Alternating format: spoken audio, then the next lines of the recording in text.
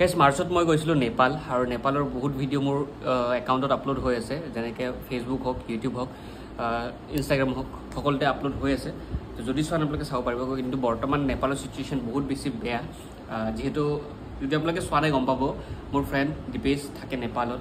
আৰু তাৰ ভাইটি থাকে কাঠমাণ্ডুত আৰু তেওঁলোকৰ লগত মোৰ কিন্তু কথা বাৰ্তা হোৱা নাই যিহেতু তাতে ছ'চিয়েল মিডিয়া বেন কৰি দিয়া হৈছিলে বাট ৰিচেণ্টলি খুলি দিছে আৰু কথা বাৰ্তা হৈছে কৈছে চিটুৱেশ্যন বহুত খাৰাপ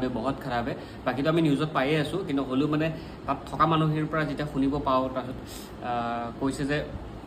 চিটুৱেশ্যন বহুত খাৰাপ হে মতলব এনেকুৱা কিবা কিবি তাৰপিছত মই পাৰ্চটো চেক কৰি থাকোঁতে ঘপককৈ মানে মই দেখা পালোঁ যে নেপালৰ কাৰেঞ্চি বোলো ক'ৰ পৰা আহিল তাৰপিছত মনত পৰিলে নেপাল যাওঁতে যেতিয়া মানে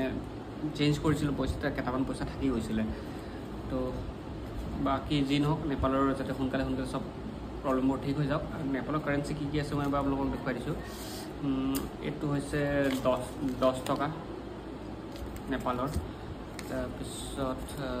এইটো হৈছে 5 টকা বাকী এইটোও 5 টকা আছে আৰু বাকী এইটো কাটাৰৰ হয় এইটো শ্ৰীলংকাৰ হয় ভূখণ্ডাই দিছিলে মোক গিফ্টত তো সেয়া আৰু বহুত কিবা কিবি আছিলে 1000 টকীয়া আছিলে কিবা আছিলে সেইবিলাকবোৰ তাতে চেঞ্জ কৰি পেলাই আহিছোঁ বাকীটো গম নাপাওঁ এতিয়া আগলৈ কি বা পৰিস্থিতি হয় সেয়া আৰু